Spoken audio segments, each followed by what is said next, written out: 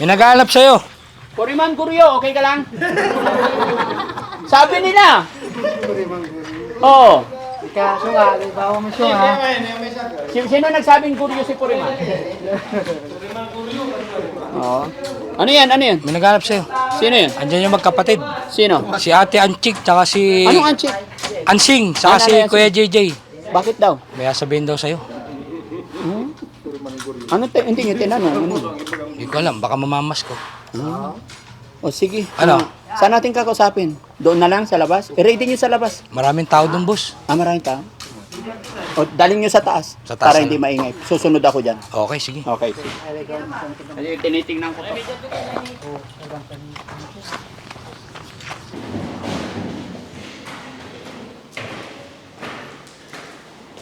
Hello? Mapatid ka na. Yung po, Daddy Frankie. Kumusta? Yung po. Sige, upo ka. Diyan ka na. Okay.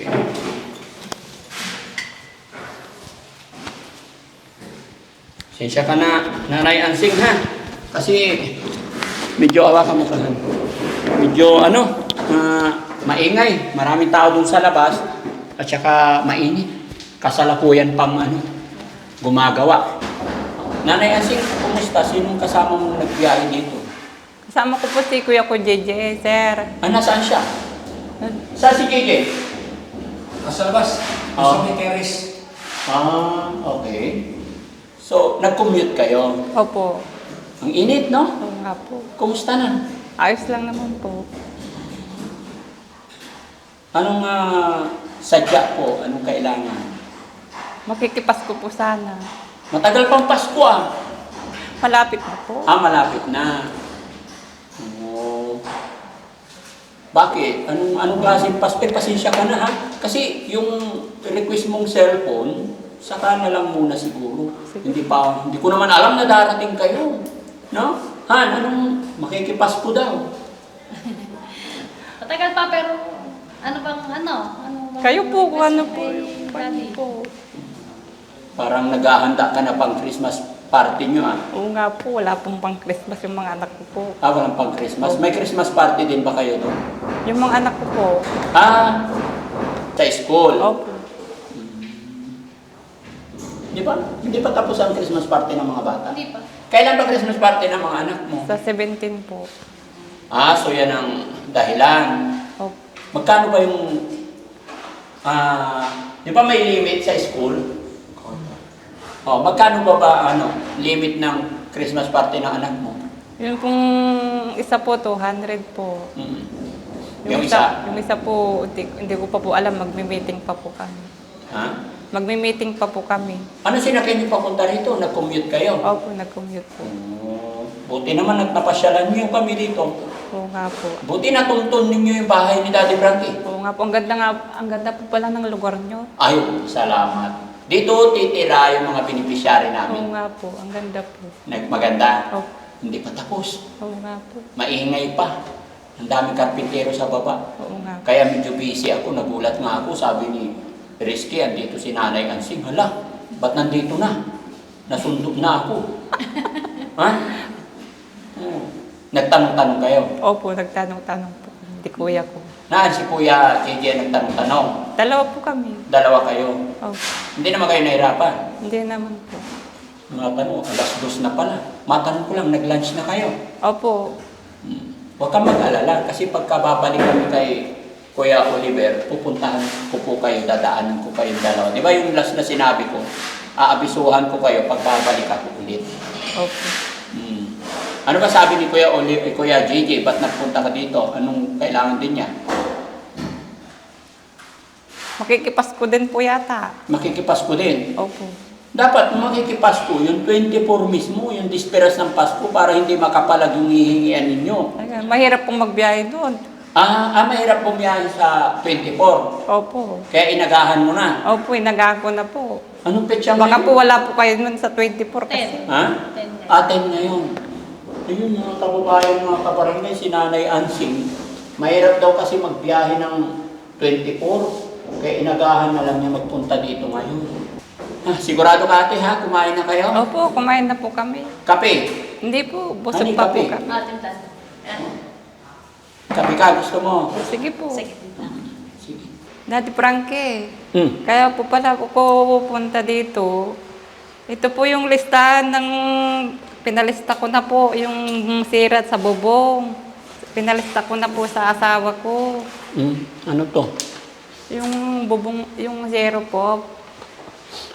Sino naglista to? Asawa mo? Opo.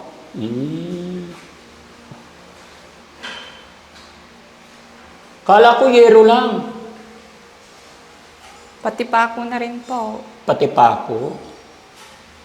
Sige. Basahin ko. Ano Saka to? tabla. Kasi Ah? tira din po yung tabla nun sa kakaulan. Pati.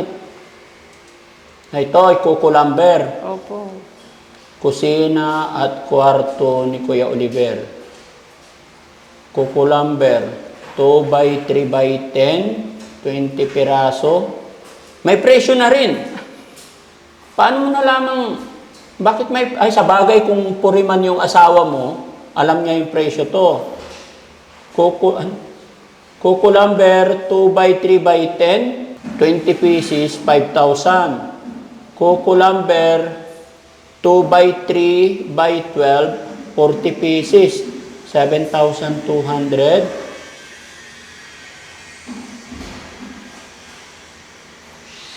Ano to? Pako, detres. Ano to? Klom? Ay, bigyan mo kape. Salamat po, ma'am. Sige, hawakan mo lang. Mainit, mainit. Clomo, 4 kilos. Paco de 3, 5 kilo. Paco de 4, 5 kilo. Hierro, 12 feet, 22 pieces. Tapos sa CR. Ito yung CR ni Kuya Oliver. Opo. Kukulamber, 2 by 3 by 10, 10 piraso, 2.5. Kukulamber, 2 by 3 by 12, 5 piraso. Paco de 3. Hierro, 12 feet, 5 piraso. Hindi, nabilang ko yun. Pero sige. Total niya, 45,000. Ang init. Hindi pa mga kapit. Ay, hawakan mo muna. Hawakan mo muna. Sige, hawakan mo lang muna. Paano yan, ate? Ansing, medyo, busy pa kami ngayong Pasko. Okay lang po dati, Frankie. Pinaalala ko lang po. Pag hindi na po kayo busy, baka sakali pong maalala niyo po.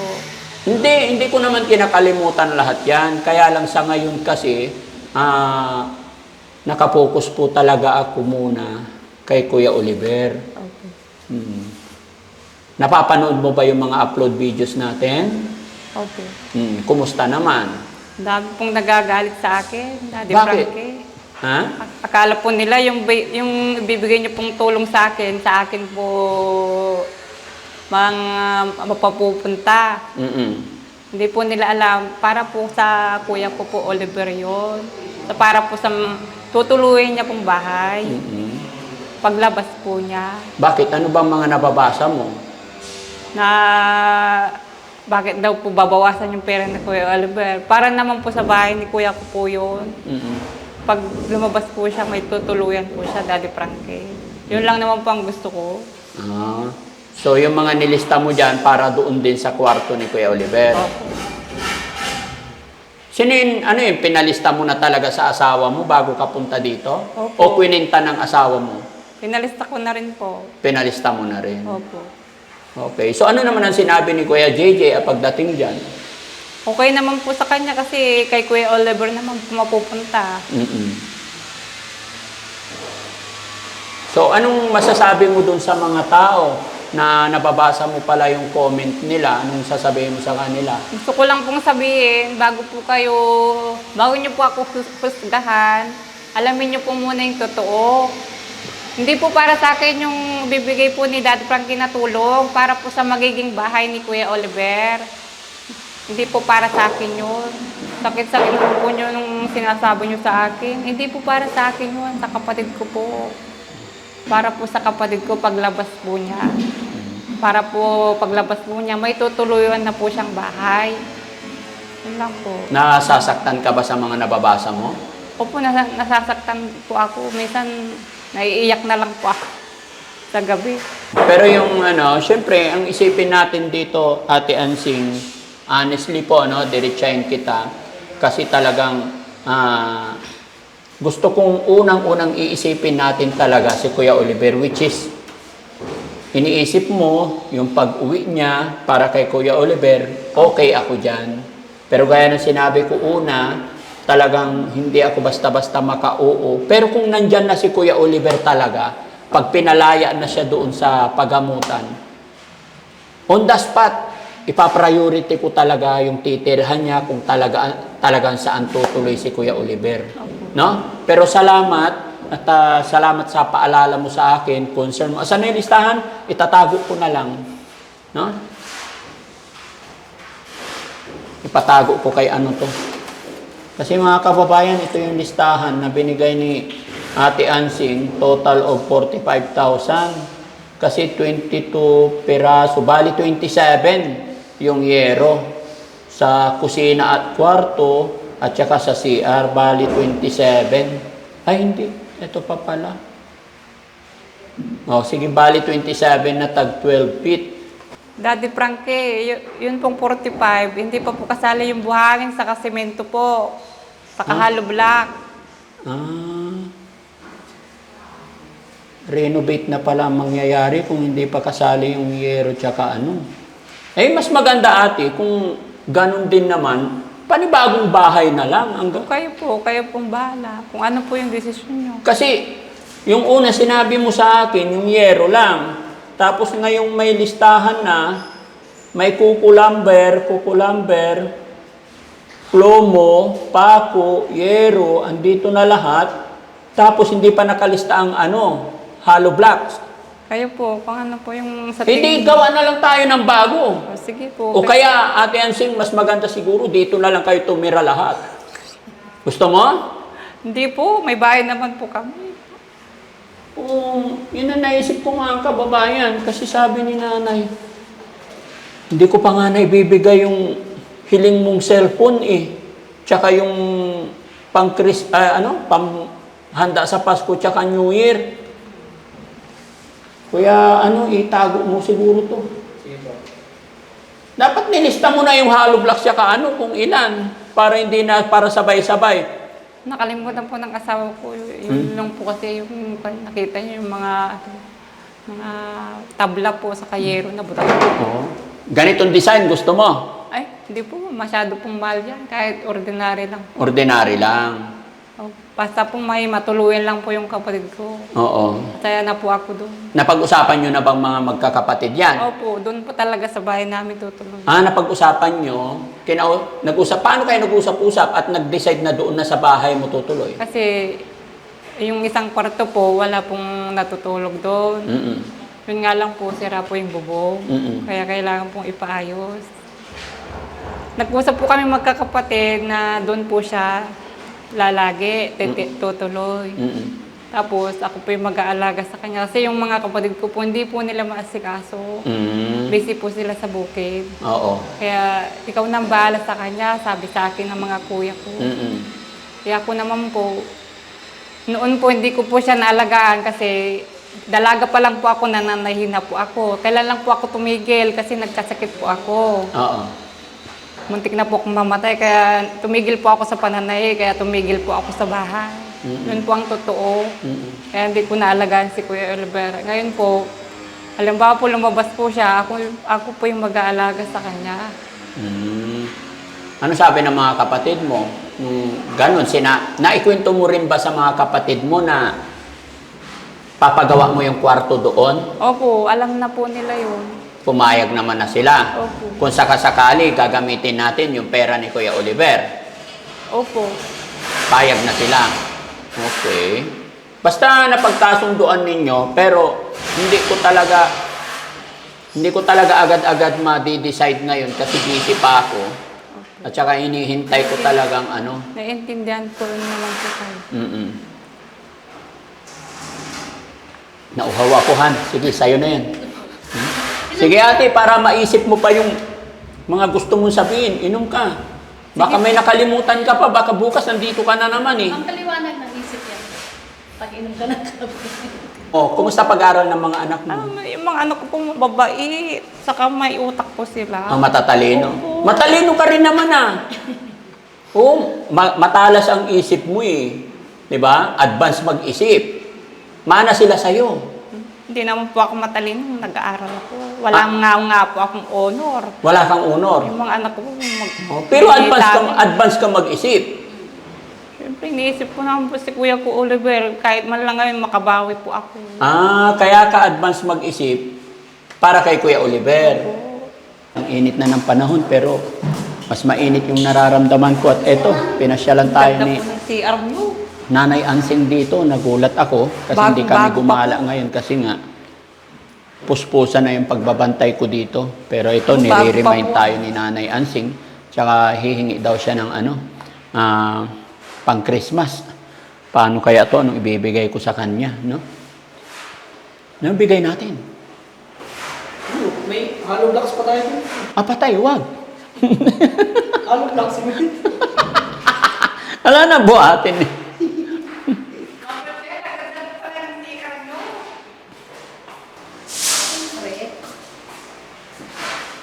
Ano ka mo, ate? Ang ganda po ng CR nyo. Maganda. Ate Frankie. Maganda yung CR. Ano nagustuhan mo dun sa CR? Maliwalas po. Saka po naka-tiles lahat. Naka-tiles lahat. Oh, salamat naman at nagustuhan mo yung CR namin. No? Opo. Okay. Si Daddy Frankie pumili. Maganda po yung kulay. Maganda kulay. Ako ang nag-design lahat yan. Kaya nga, pag-isipan mo maigi, baka gusto nyo dito na lang tumira lahat. Maluwag naman dito. Mas maganda po yung sariling bahay. Oh, sa bagay. Kasi 4 yung ano ko dito. 4, kwarto, 2 sa taas. Kwarto, 2 sa baba. Mas maganda pa rin pong tumira sa sariling bahay po. Mas maganda pa rin. Yung Sige ate, huwag kang mag-alala ha. Kung sa Christmas, pag-iisipan ko hindi pa ako naka-ready talaga. Ilang araw pa naman. Magkano pinamasahe nyo papunta dito? 1,000 po. 1,000 yung budget nyo? Opo. Oh, kanya-kanya pasahe kayo o yung budget nyo na yung papunta rito? Kanya-kanya po kami. Kanya-kanya, yun ang budget nyo magpunta dito. Opo. Ano oras kayo umalis doon sa inyo? Mga 8 po. 8 ng umaga. Sa bagay, kung commute, medyo matagal. No?